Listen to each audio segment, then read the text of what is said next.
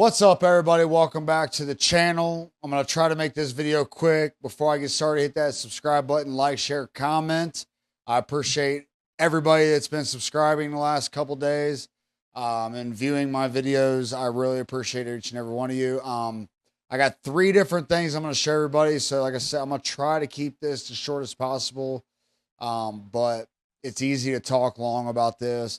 So Fox News, I got a clip from Fox News. I got a clip from CNN. So just to show y'all that I'm not biased for either one of these channels. I think they all goof up at times, but Fox has breaking news about the parents of this kid or young man, whatever you want to call him, murderer. That's what we call him. Called the cops in concern about his whereabouts. So I'll let Fox News go ahead and break this, show you this clip, and then I'll show you the CNN clip. We'll talk about their new updating news alert. I don't know what to call it. I was a loss for words for a second. But all right, let's check this out. That the Trump rally shooter, Thomas Crook's parents, were looking for him in the hours leading up to the shooting. We're now told they eventually called law enforcement to report that Crooks was missing, and they were worried. And they also were told, those parents are now being cooperative now with authorities, but they gave them the heads up that something. No, I'm not trying to maybe I am trying to be funny a little bit, but he looks like a school shooter. I wouldn't peg him for a president shooter, but he definitely looks like a school shooter. I mean, you look at all these kids that shoot schools and you see the pictures afterwards. He fits the bill to me, but I guess everybody eyesight's 2020 in hindsight. Hindsight's 2020. What the hell's going on with me? I worked all day in the sun. I think I'm cooked. But anyways, the parents notifying the cops same day, 30 minutes before or so. Why?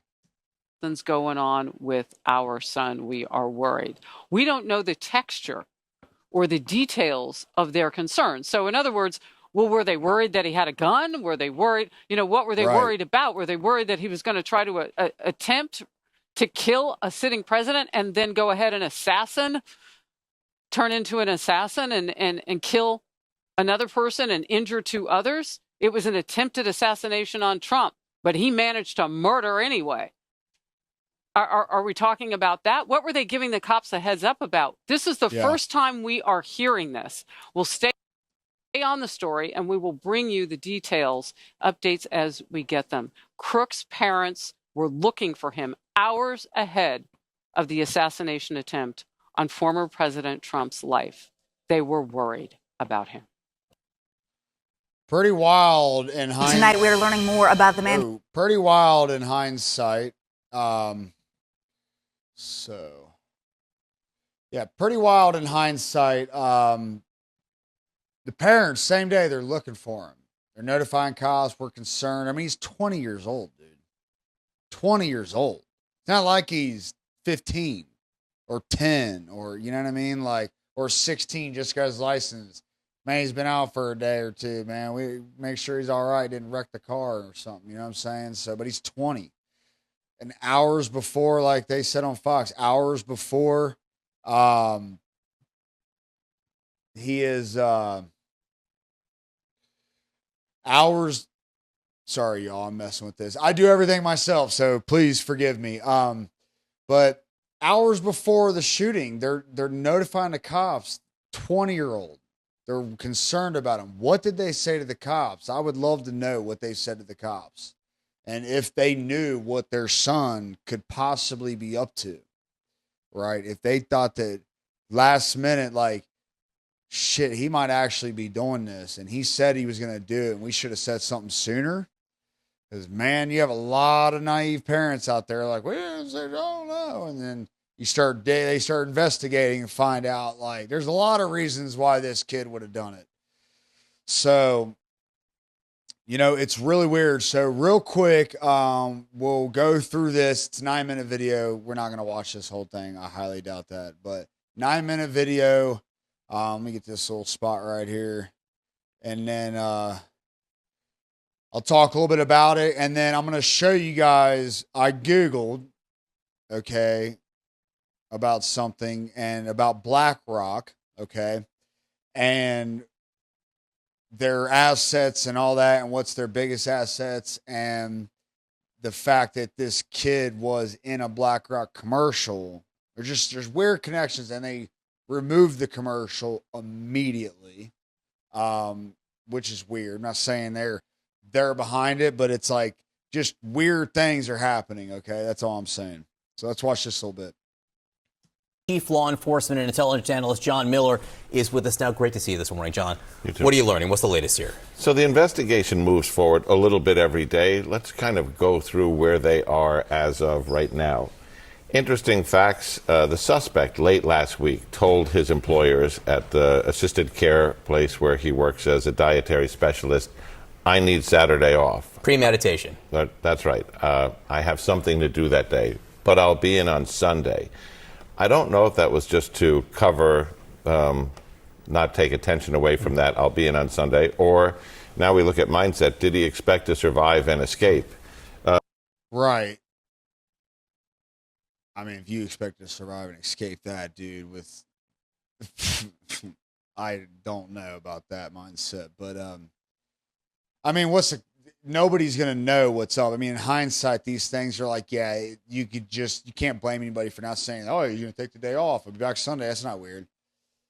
But in hindsight, you could say that this was definitely premeditated for some time, not just spare of the moment. Oh, you know what? Rally's in town. I'm going to go kill this dude today. The other question that was swirling around for so long, and we've all heard this, even on our own air, is how did... Dude, real quick before he gets into it, look at this. You got law enforcement snipers on roof, on these two roofs behind the Trump stage. Okay, so they got the point of view here over the whole area that if someone would be shooting at Trump. You see where the location of the gunman's position. It's wild how he got up there and was able to pull this off. I mean, it is wild. Like I said in my other video, it's like inside job or incompetence, man. Either one's really, really, really bad. Really, really bad. Because the Secret Service didn't protect the president. He just happened to move his head at the right time, and that bullet grazed his ear.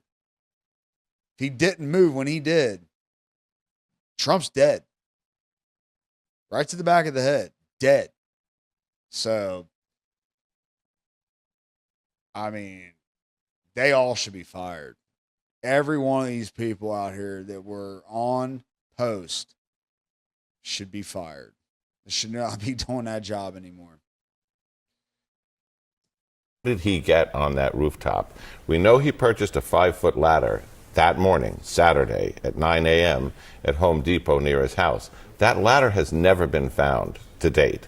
Yeah. But the investigation has developed that he climbed up onto an air conditioner handler, and you can see that they're all around these buildings. And then, so I was hearing that there was a fixed ladder on the back side of this building. That's how he climbed up. That's what's crazy to me, dude. He bought the ladder. He was scoping these buildings out. He had to have been like, I'm going to need a ladder. And then he probably scrapped the idea and was like, I'm not going to be able to get a ladder over there. Because there is videos. I think there's a video out there. I wasn't able to find some of these. I think they're taking them down, is my opinion. I don't know for sure, but that he was pacing back and forth and stuff, and he was a problem at security. So I think he probably said, scrap the ladder. I'm going to climb up this air duct and just grab the roof and climb up with a rifle and everything. It's so amazing to me that he got away with it, that he got the shots off. Then hoisted himself onto a very low roof that's in the center of that complex, almost kind of in a courtyard, which would have been away from the view of a lot of people.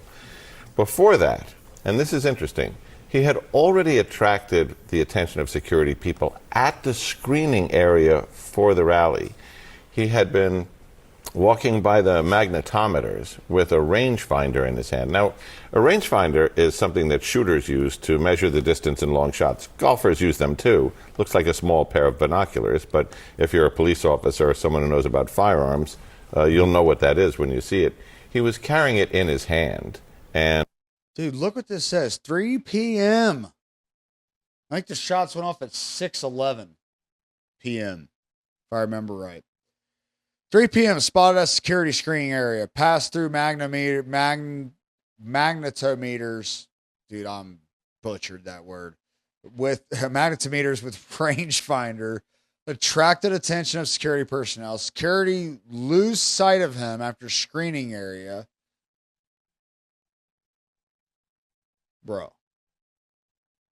He attracted the attention. They lose sight of him. He just vanishes into the crowd. And he was on the outskirts. He wasn't even inside. Witness tell police gunman crawling on roof. One of 4 counter sniper teams observed shooter. And he still got multiple shots off. Again, they should all be fired. And kind of circling around the mag area. There's conflicting information as to whether he went through the mags, which means he was unarmed, but he had this in his hand and had to go through screening, or whether he just stayed outside, but they started looking at him. But then he leaves the area and, goes out of view from that inner perimeter. So that is just interesting that he was already on the radar a little bit, which happens often in these things. They look at somebody, then they leave the secure area. The rangefinder comes. Yeah, but that's the problem, dude. The secure area should have been freaking bigger, man. That should have been definitely been a secured area where he got up on that roof. Up again though, because as he gets to that roof, they see him looking through the rangefinder, and one sniper team is looking at him, looking at them through the rangefinder. But this all now starts to happen very quickly. Because now a police officer's coming up the ladder behind him. We know about that confrontation with the firearm. Then he comes up and, fires that shot. Those sniper teams are trying to determine and talking to each other about who is this guy? Is he law enforcement? Is he part of one of the other sniper teams that's supposed to be? Dude, that's the dumbest stuff, man. Is he law enforcement? Is he in uniform? He had jeans and a t-shirt on, man, and long hair. There's no way they're looking through a freaking scope. No snipers got badass scopes. There's no way they're looking through the scope. They're making contact with each other. He's looking through the rangefinder. They're looking through their scopes or their rangefinder, whatever they got. But they got top-notch freaking equipment, and they can't figure out fairly quickly before he gets any shots off that he is not on their team.